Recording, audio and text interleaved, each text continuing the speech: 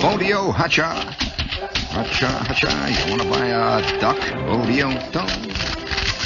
Hacha, how sweet it is. I'm just la-da-da-cha-da-da-cha-da, la-da-da-da-chee, la-da-da-da. La-da-da-da. This is Walter Cronkite with the news. La-da-da-da-da-da-da. Cha-cha-da-da-cha. Do you want me to do my tap dance tonight? I haven't done that thing for a long time here. I got my shoes on, the clogs. Oh, yeah?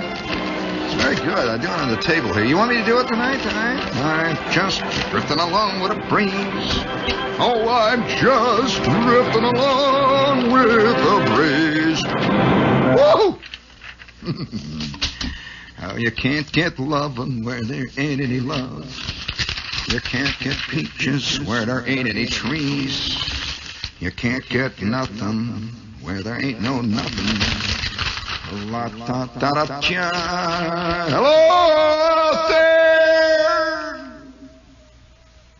Oh, you can't get any lovin' where there ain't any love.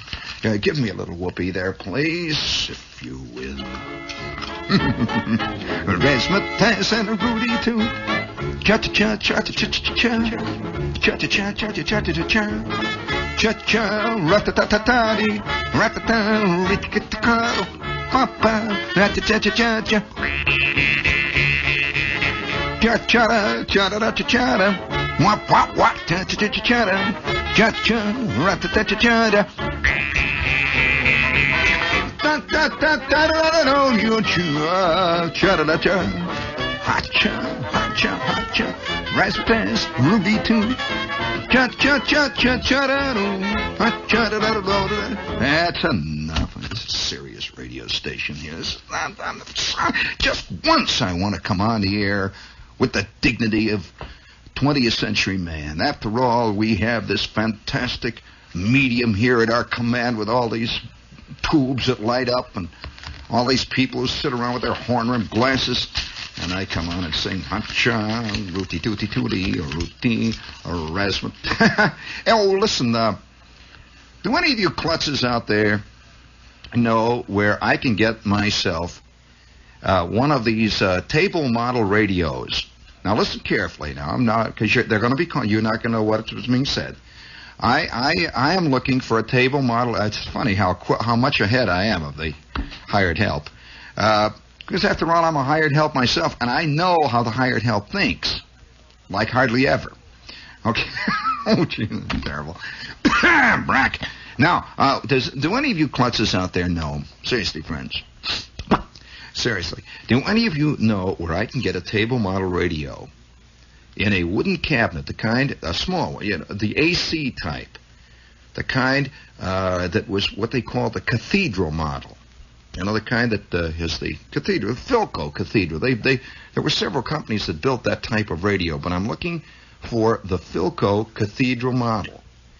And that kind, just like that.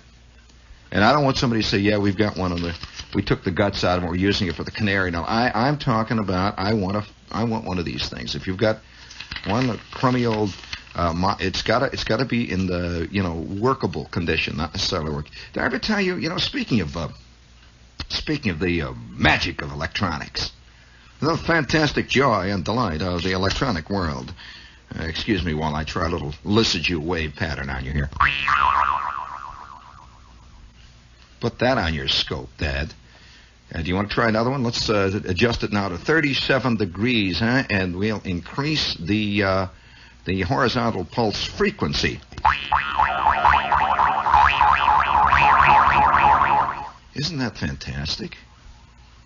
That was a triple figure 8 with Lysigou figures. You want to try another one here? All right. I will give you a sine wave that cuts off at 7,000 cycles, flats out just below. All right. All set now? That's a bad one. Fantastic. The magic of electronics. Now, speaking of the magic of electronics, we've got this nutty engineer here at W. Of course, that's almost a redundancy. But we've got this nutty engineer here he's gadget happy. Almost all engineers I know, yeah, they light up at a bakelite knob. Oh, yeah, their eyes just bulge and they shine. They never hear what's going through all them little things. They see the world as a series of little flickering needles. And I've known guys who sat out and watched or listened to a show. It can be Laurence Olivier. It can be a guest appearance by one of the lesser-known saints is appearing, and St. Gregory himself is playing the trumpet and all that. And he'll sit out there and I'll say, wasn't that a good show, Freddie? I don't know. They were flattening out on the highs there. They were flattening out, and, they weren't riding the gain. The trouble. And they see it as a whole series of little flickering meters, little lights, and Lissajous figures and scopes and so on.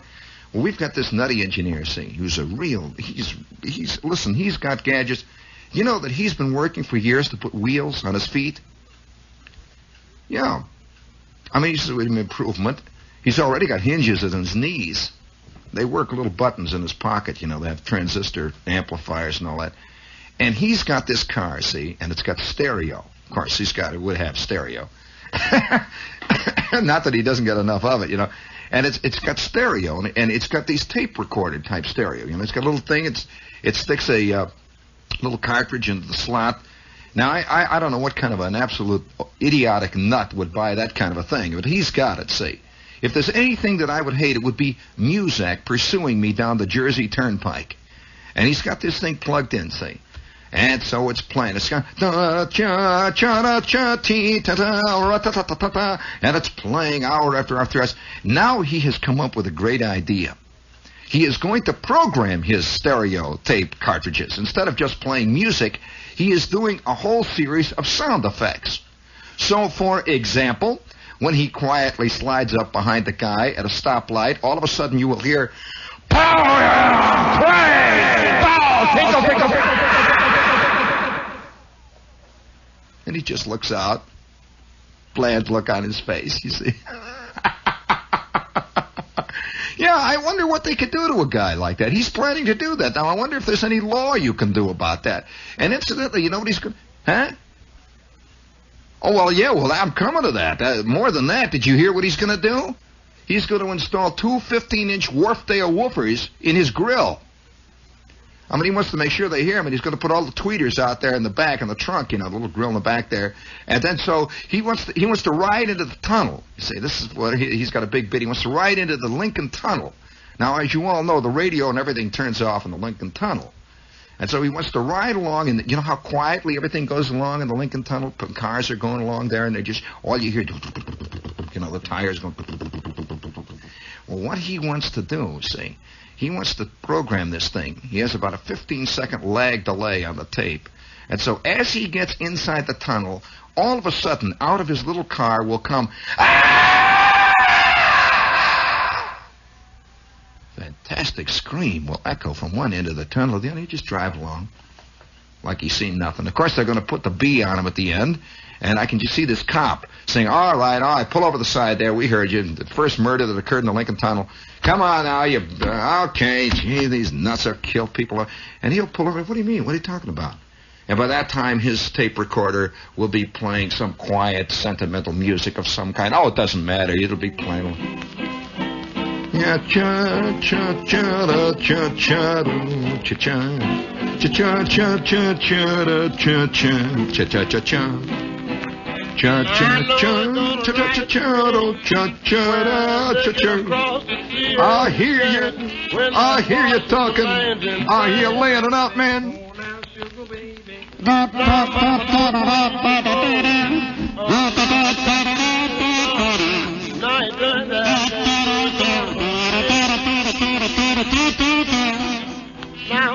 Oh, what a melange.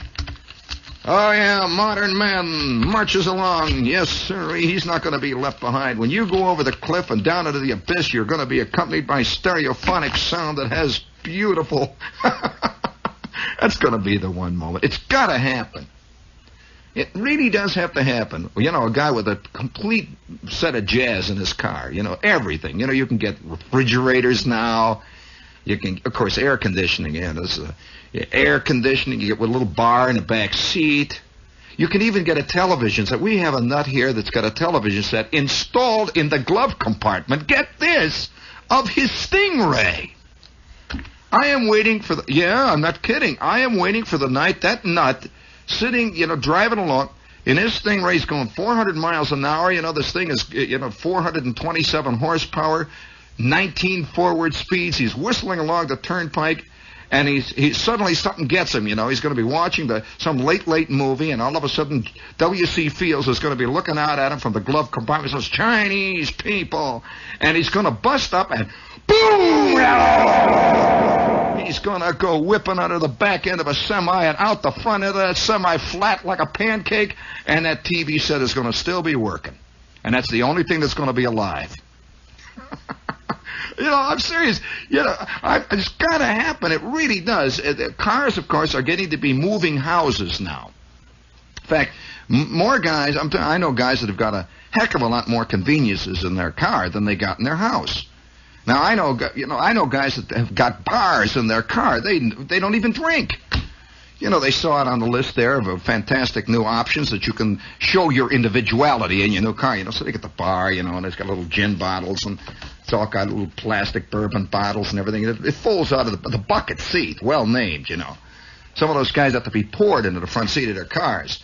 Bucket, all right, it's got little handles on the back. And he's got the bar, he's got the air conditioning, he's got the stereo tape recorder at the multiple sound dual diplex sound expanders, so there's music all over the way. Oh, sure, they've got tinted glass, all red, white, and blue glass. You can get all the way around the whole thing now. Antennas, they got two-way radio, the whole bit. And he's going to be whipping along in the dark one night. Everything's going, see. The air conditioning is just turned up. It's blowing cold air in his face, he's sitting there in his air conditioner. In the back, the refrigerator is just turned on. You know how the refrigerators turn on when they go on? You see, his ginger ale is getting cold, and his tab is cold in the back there, you see. And the stereo tape recorder is going, la-cha-da-cha-cha-da, la-da-cha, la-da-cha-da, cha-da-cha. And it's playing away there. He's got his windshield wipers. You can get a shower in your car now. And, you can get little folding bunks. The back end folds up, and there's a candle for the dog. The whole shlomo. He's driving along there, he's got little vases on the side with little plastic flowers. And he's driving. It's got everything but, it's got a balsa wood transmission, see, of course.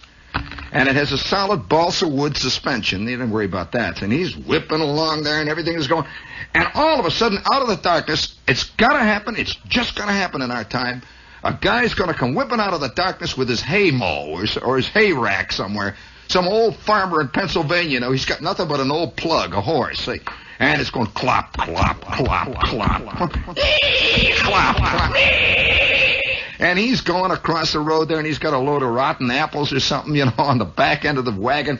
And here comes old Happy Charlie. His music is playing. His air conditioning is shooting out cold air. He's also got the heater on, too. He wants everything going at the same time, Heater, air conditioning. He's got the windshield washers are going, and his little bar is going like mad back. You can get an automatic cocktail shaker, you see, that goes while you go, shaking up the martinis, and he's got the television set going. He's got the Beverly Hillbillies on, little knowing that he's about to hit a hillbilly in about 30 seconds right into Kingdom Come, a real one. He's got everything going, and all of a sudden, pow! And that's it. That's it. You can see apples coming down. It's like a big mushroom cloud of apples and horse and the wagon and farmer, and it's all coming down. You see old Happy Charlie, he's got his paisley-colored seat belts, which do everything but keep you safe. He's got these paisley-colored seat belts, and he's descending now, and you can hear the sound of birds twittering. And there is the wreckage laying all over the street. And the only thing that's going, you can hear the tape recorder.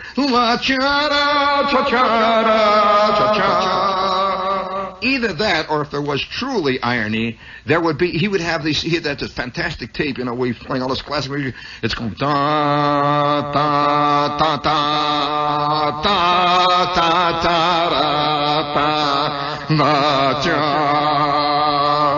ja, ja, ja, in beautiful stereophonic sound, wide range, expanded sound, multiplex, and it's echoing out over the countryside. And his little bar it's flopped open, and the little air, the little martini mixer is still going. His air conditioning keeps going,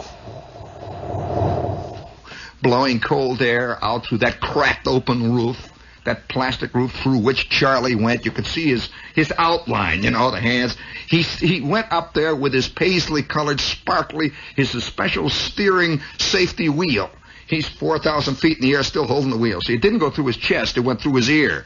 And Harry is up there. See, and his television set still has Johnny Carson. And Joshua Gabor is still saying, Johnny, buddy, and the crowd is roaring, and the quiet, empty countryside will echo to the sound of a 20th century gadget man who has just gone over the abyss in style.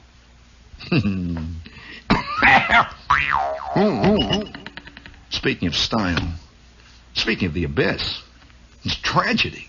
This is WOR, AM, and FM. In New York. Gee, I'm singing great tonight. Great. And the nice thing about movie making in Hollywood today is that you can throw away the book. But pick up the New York Times for real Hollywood news. Peter Bart, the Times reporter in Hollywood, tells why that news is so exciting. Hollywood has opened up and allowed in people with ideas. A lot of younger writers, directors, and performers, even producers. You no longer have that rigid studio setup where every bit of casting and the final cut and the storyline had to be approved by a studio tycoon. A movie now can be made really with an extraordinary amount of independence. You can have a director really pick his cast and not a studio. And a writer would do a script without having everybody tell him what he can or can't say. So there's a lot of ferment, and this is one of the important stories to write about. And read about every day in the New York Times. If you're without it, you're not with it. For home delivery, call Murray Hill 7-0700. That's MU7-0700. Yes, sir. That's my baby. No, sir. Don't mean maybe. I don't know why. I felt particularly on the muscle the last couple of nights. Have you noticed that? That's glandular, I guess. Now, let's see. Now you can look your best in a new Woolworth made-to-measure suit or coat and save money, too. I don't know how that works. If you missed some of the January sales due to the transit strike and the snow, right now is the perfect time to get acquainted. What is this? Will you go out there and choke Bob for me? He gave me last year's copy. Bob, we are selling 1959 styles. It says you can get the big padded shoulders and the wide lapels. It says if you're looking for a set of peg-top trousers, a really go, man, that come all the way up under your armpits, this is it. The new Zoot model. Bob, what are you giving me here? Crying out loud. Friends, Woolworth, they're right up with it. If you're looking for a Zoot suit, a pair of peg pants that go right up there, with the big break at the knee. The kind of pants that you can turn around in and not even touch the sides? Well, here it is, Woolworth, WOHLMUTH. Yes, sir, they're known for the stripes that light up in the dark. Woolworth, WOHLMUTH, America's largest made-to-measure menswear specialist. They go. Hit the button, quick. Quick. What rotten production. The bright, clear taste in beer. Hey, I'm overloading Miller the translator Highlight, here. the champagne of bottled beer. That's Miller High Life.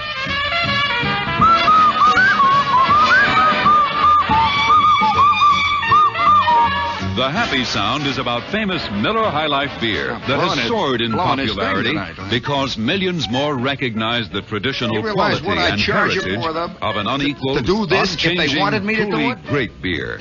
As it is, I'm Wherever not people fired. are living better, you'll find Miller High Life in handy Here we take-home go. cans, Sit in on with me, tap, man. or in the familiar crystal clear Miller bottles. High Life. Next Let's time go. you want the very finest, Here they go. ask for Miller High Life, the champagne of bottled beer. Sparkling, flavorful, distinctive. Yeah. Hello, Dolly. What you know, Dolly? Razzmatazz and a Rudy Toot. Oh, yes, Rover. I'm sorry. We have Rover here. Rover. And down there, it's a very fine machine. Oh, incidentally, may I interrupt here for a moment that I just received a bulletin that same nutty engineer also has, get this, television in his airplane. And as you can see, I do not have to say this to you. The engineers have one hell of a good union. Okay? Now, let's see. We have Rover here. It's a magnificent automobile, the Rover 2000, a beautiful English car. And if you're planning to pop for a car that's a car and not a toy this year, that goes all the way, a magnificent machine to drive, that boy, let me tell you, this automobile, when you sit down in it, it grabs you. It holds you and says, let's go, baby. Except it doesn't do that. It says it like C. Aubrey Smith. Brack. This is the Rover 2000. If you'd like a picture of this magnificent machine, send your name and address to Rover, R-O-V-E-R, Rover. Rover, in care of his friendly radio station that's sitting right here with his hand outstretched, ready to make a deal with you anytime you're up to it. Okay, let's return to reality, shall we? Oh, that reminds me, speaking of deal, it's already Thursday, isn't it? For crying out loud, it's Thursday. Well, what happened to Tuesday? I'm serious, it's Thursday. That means in just another day, after tomorrow, we will be back at the Limelight again. Oh, gee whiz, gang. You know, I've been working on this coming show for the Limelight for over 4 weeks now. And I've got all kinds of gala surprises for you. It's going to be a laugh a minute.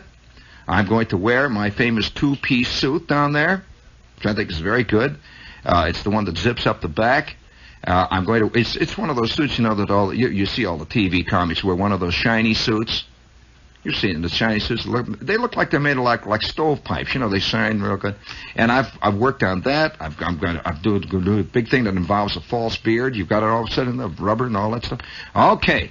Now, this coming Saturday night. Mr. Shepard will do his fantastic version of Waiting for Godot, which he does entirely. Now, get this. Now, don't laugh. He does it entirely. You ready to do this? Entirely underwater. It's beautifully done. It's unbelievably dramatic. And I'll tell you this. There is hardly a dry eye in the house 10 minutes after we start. In fact, there's hardly an eye in the house after we start, generally. But after all, art cannot pander to the audience, right? Okay, audience. I expect you to be there. I expect a few friends out there who appreciate true art, who appreciate true sensibility, honesty, who appreciate genuine triviality. We will be there beginning 10:30 Saturday night at the Limelight down in the Village. Okay? I don't know what's the matter here. Just one of those nights. You can't take anything seriously. I can't. I wish I could. You know, if you... What? You can't get love and weather it? Is this what you want me to do? Well, forget it. That's what I say. You know, speaking of forgettable things, did I ever tell you that in the neighborhood, I was the kid that was known as the kid that could fix radios? Ever tell you that? I wonder how many kids are out there listening right now who are known as the local electronic wizard in their neighborhood. And the guys are continually bringing you radio sets, or they're bringing you television sets over. I used to have a little racket. When a guy would bring me a radio set, you know, had a great set of really good tubes like RCA tubes, like Raytheon tubes. I'd take all the Raytheon tubes out of it, and I'd put in these cheapies that I knew where I could buy in this crummy little radio shop. They didn't even have even have labels on them.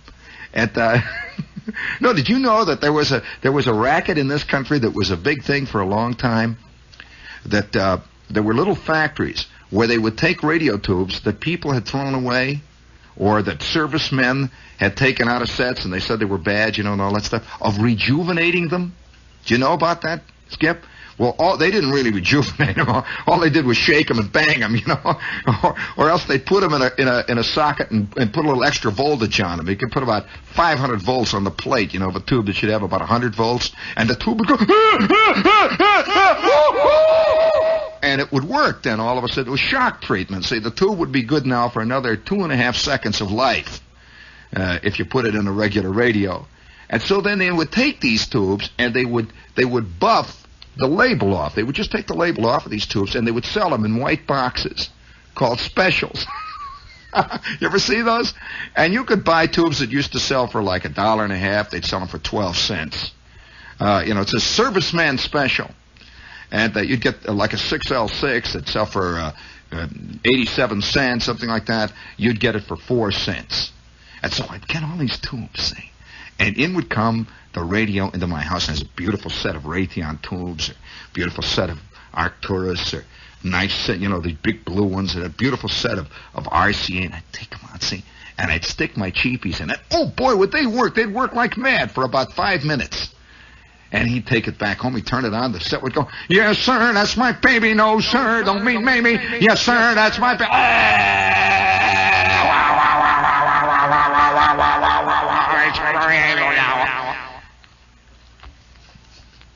You're listening to a rotten person who's done some bad things in his day. I'm going to have a lot to answer for. I can see me up there before that great bar of justice.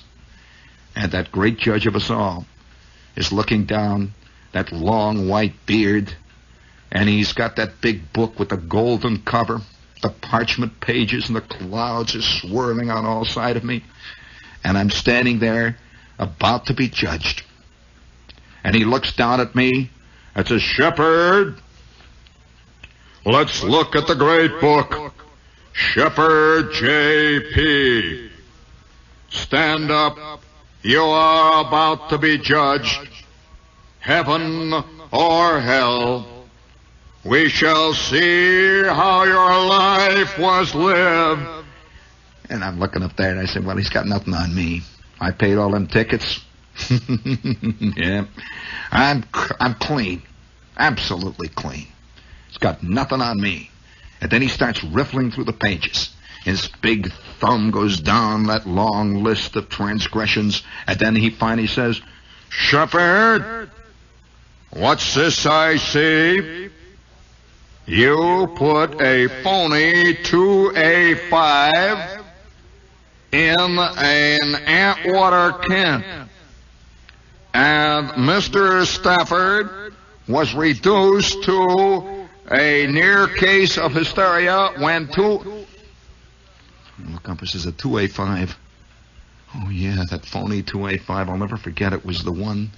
Yeah, I got it at Milliken's Radio Supply Store. And he told me that it was good for about 10 minutes. He dropped it twice. And they put 5,000 volts on the plate. It lit up like a Christmas tree. And she was ready to go. Oh, gee whiz, no.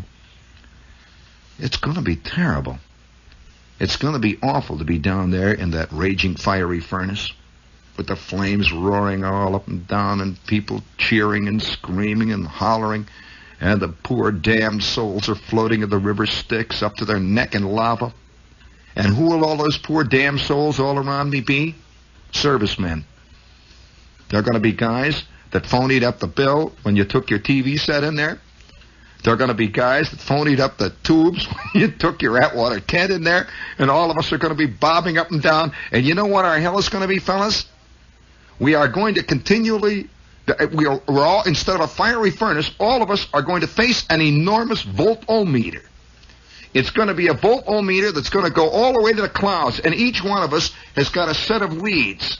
One positive lead with the red, and one negative lead with the black, and we're going to continually have to run an eternal system analysis on a fantastic circuit that runs past us, that is red hot, and that sends 2,000-volt shocks up through our elbows. And we're going to continually have to look up at a fantastic meter face that has no needle.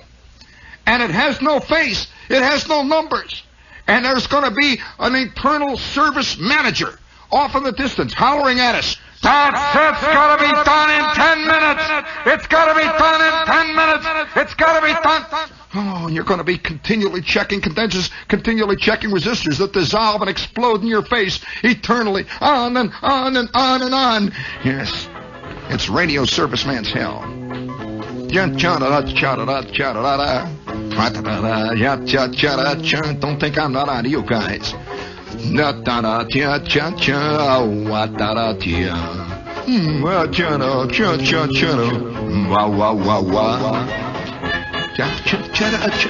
enough. That's enough. Don't give them too much. You can't get loving where there ain't any love. Oh, that reminds me. Do you want to hear a story that came out of Patterson?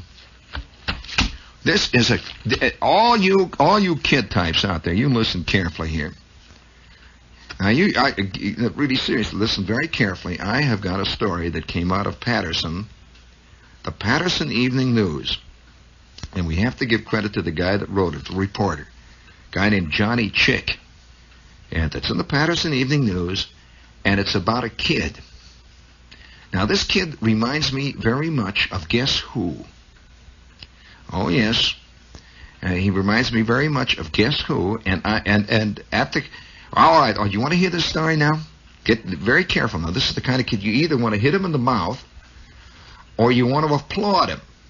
This is a kid who when he's 112 years old, is going to tell old other codgers sitting around there in the rocking chairs when the capsules are whistling around, he's going to tell them about the great thing that he once did when he was a kid, and nobody will believe it. They'll say, oh, he's making it up. Come on, will you cut it out? Don't make stuff up. I'll believe a lot of stuff, but not this kind of stuff. This happened in Patterson, New Jersey. A simple little burger. Burg? Where's burgers that live in the burg? That's right, hamburger. A burger. A simple little burg resting over there just on the behind side of New York City. Laying out there in that dark, Stygian wasteland of New Jersey, with the wind howling over it night and day, and the people wandering like lost souls through the swampland, through the Jersey flats, eternally hunting for the golden grail, the golden apples, the golden fleece, eternally hunting for that thing that we're all hunting for, but only more so in Jersey. They hunt. Yeah? You want to hear it? Give me a little mood music, please, if you will. No, wait. Let me see. What'll I do for mood music that's good for mood music? That's pretty good. Yeah, I think that'll do it. Just give me a little horn blowing. That's very good. Excellent. Razzmatazz. Cha-cha-cha-cha-da-da-ching. And there's a picture of this kid right on the front page of the Patterson Evening News. And he's the kind of kid, that you see on these television shows.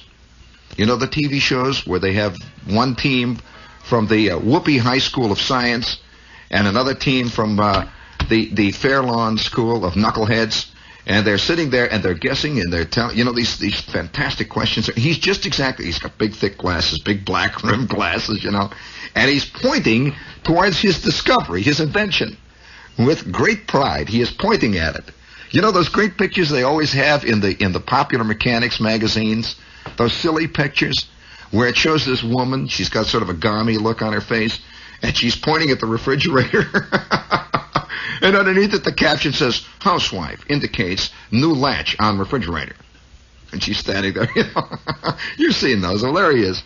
All right, let's go now. All set? You already out there? Great story. Patterson's first astronaut was rescued. This is Patterson, New Jersey. Listen carefully. I bet you never heard of this. Patterson's first astronaut was rescued Friday afternoon after the city's first manned space flight from the Totowa Oval proved an unbelievable, catastrophic, fantastic, dismal flop.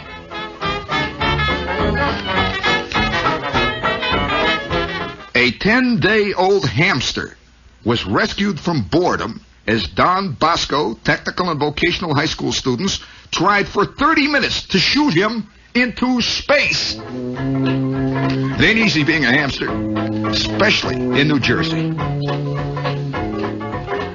Yes, and it's also boring to be a hamster.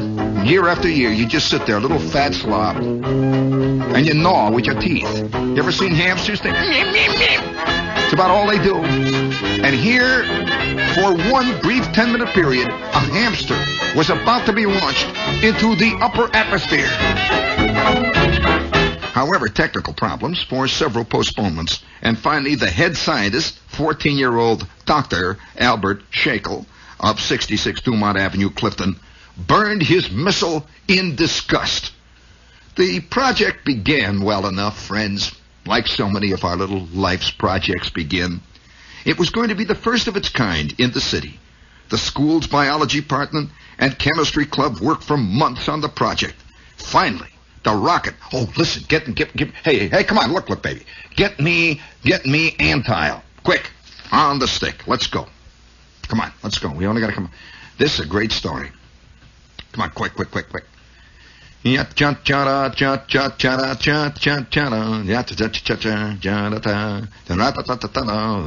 All set out there. It was going to be the first of its kind in the city. The school's biology department and chemistry club worked for months on the project.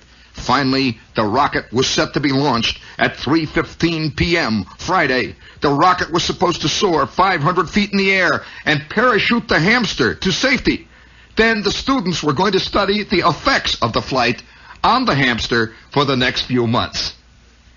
Young Dr. Shackle, the star of the afternoon, picked a crisp, sunny day after school for his flight. The entire press was notified. By 3:15, the first test rocket, was set to go off. But photographers postponed the launching to take pictures of Dr. Shackle. His glasses gleaming in the sun, his fans standing around. He posed for the photographs, his black horn-rimmed glasses glistening. He posed graciously, bobbed and nodded, and shook hands with various reporters who were on hand to watch the historic flight. At 3:18, the bright-eyed scientist touched the starting button hard, watched carefully, and nothing happened. He stood there for a second. Unruffled, he went over and made an adjustment and pressed again. Nothing. 5 minutes later, the test project was abandoned. Instead, the real rocket, ominously dubbed Ram 1. What a fantastic name for a rocket. Ram 1. Echo chamber, please. R-A-M. Ram 1. Ram 1 was set to blast off from the plywood rocket fire control 6V launch pad.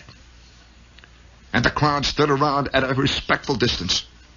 A hairless hamster was pushed into the two-black rocket, and, listen carefully, he immediately assumed a praying position.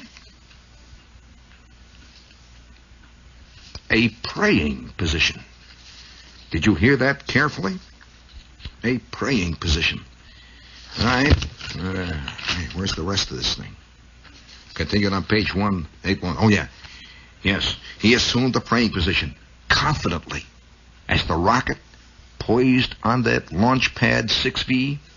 The hamster crouched over in his praying position.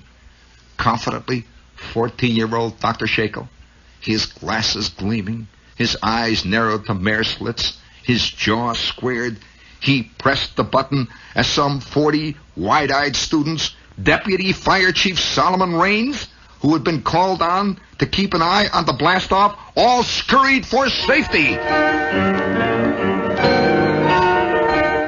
Nothing happened. Dr. Shackle pressed the rocket again. It shook a little. Dr. Shackle pressed again. This time, the rocket shook a little more, and then someone noticed that the wind was blowing. He pressed it again. This time it didn't shake. The wind had stopped blowing. I'll have to check to see if the heating elements and the multiple dipole experimental frequency oscillator check element linear is working, he said, immediately snowing everybody around him. They stood respectfully.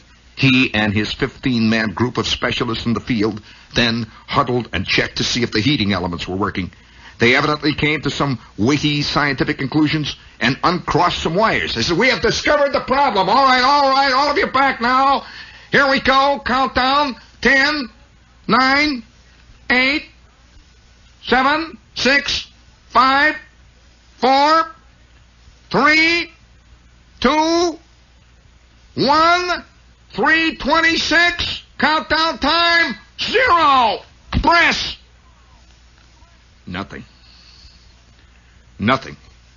And then the crowd began to get a little bit restive, and by this time, Dr. Shakel's popularity had begun to wane just a bit.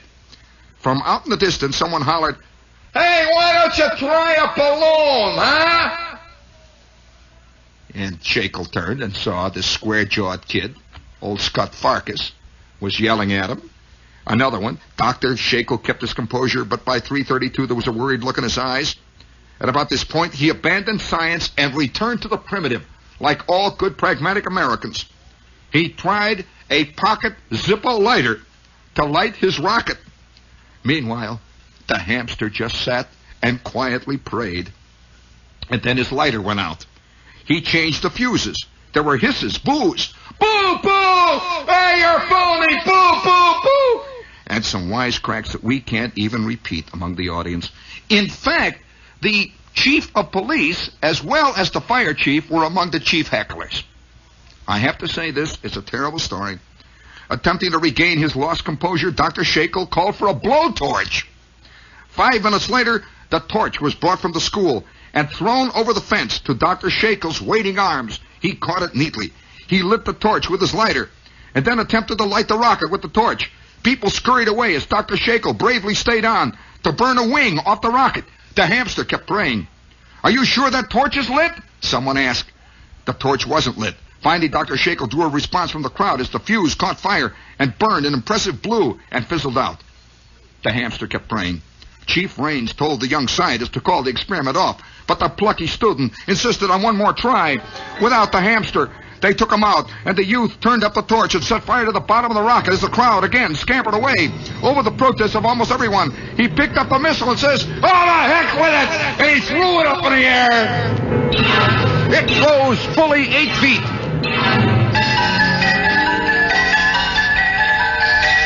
And another American space experiment had come to disaster. But science undeterred will march on. We know that man will eventually achieve the stars. The rocket crashed to the ground, and the hamster kept praying and lived. And today, somewhere out there in the darkness, right now, there is a brave hamster. A brave hamster who is alive, who prayed to whatever gods hamsters pray to when they're about to be launched into orbit above New Jersey. Hamster, we salute you. They didn't even have the courtesy to give us your name. Your name is not Hamster. It's probably Pete, or Fat Freddy, or maybe Gladys. Hamster, we salute you wherever you are. And Dr. Shakel, better luck next time. And if you're ready, I'm going to tell a story Saturday night on the Limelight that will make Dr. Shakel's story look like kid stuff. The time me and Schwartz and Bruner invented our fantastic electric telephone and cost my old man $300 to the local police department, who busted it.